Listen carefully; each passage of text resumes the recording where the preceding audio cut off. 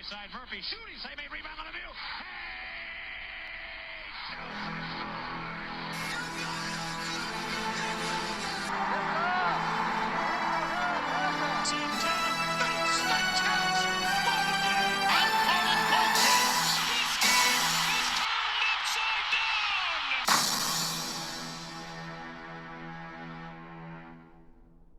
Hey everyone, this is Casey. You are watching the Red Rubber Duck Win All Sports Network. The Steelers win 44-38 over the Cincinnati Bengals at Paycor Stadium. And yes, I'm recording late at night again. That's why my voice is low. But let's talk about the Steelers, because this is how you bounce back.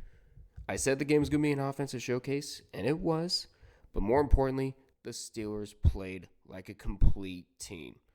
Let's start with the defense. The pass rush needed to do better than one sack in this one, like they did up against Cleveland. And they did.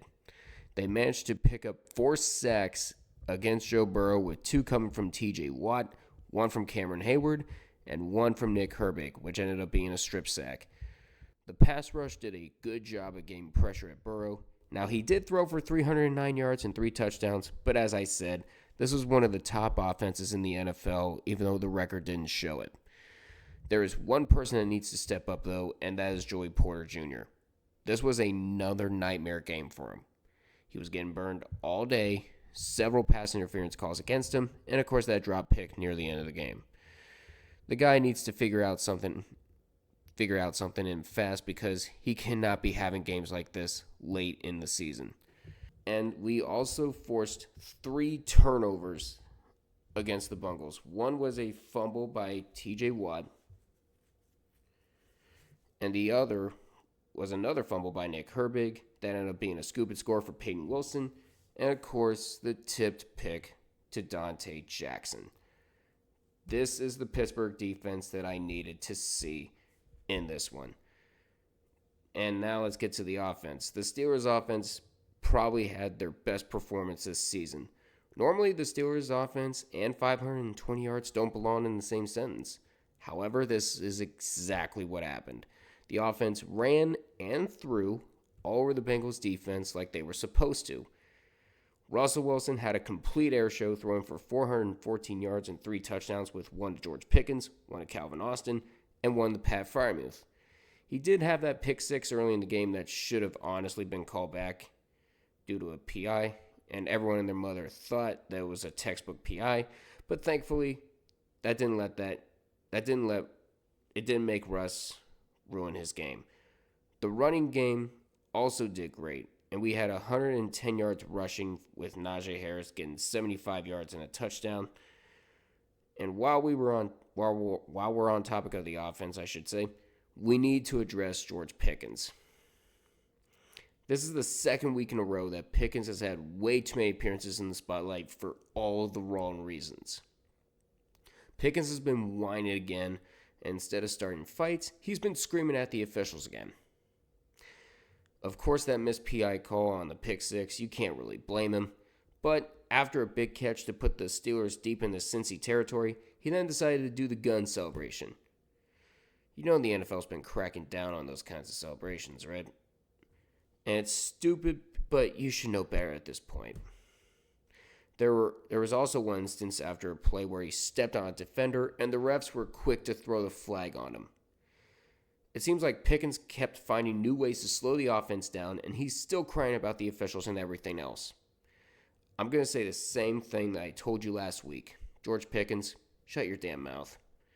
We don't need the team going down another downward spiral due to another diva at wide receiver. Please, I'm begging you, just control yourself. Please, for the fans, for your teammates, and for you.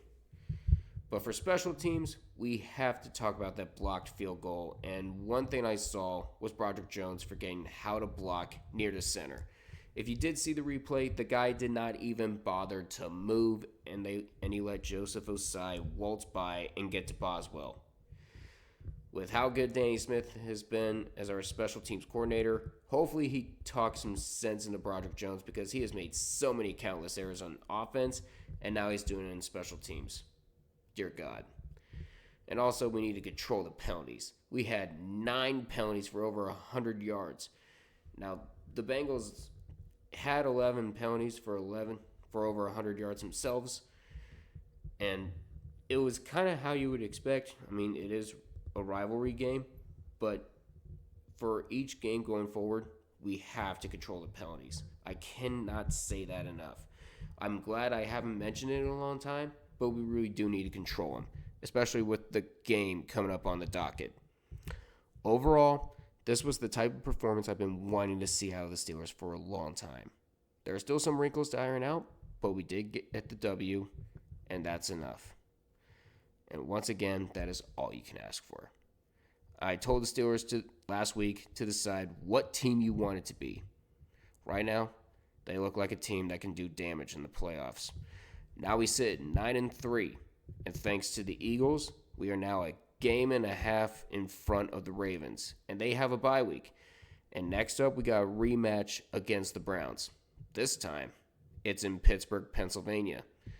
Not only are we looking for revenge, but if we beat the Browns, we eliminate them from the playoffs as well.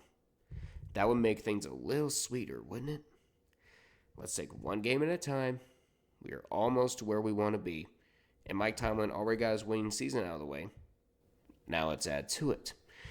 But that's going to do it for me. Please feel free to like, comment, and subscribe to the Red Rubber Duck on All Sports Network. Hope you're enjoying the holiday season thus far. Until we meet again, I'll see you guys on the next one. Take care, and as always, let's go Steelers.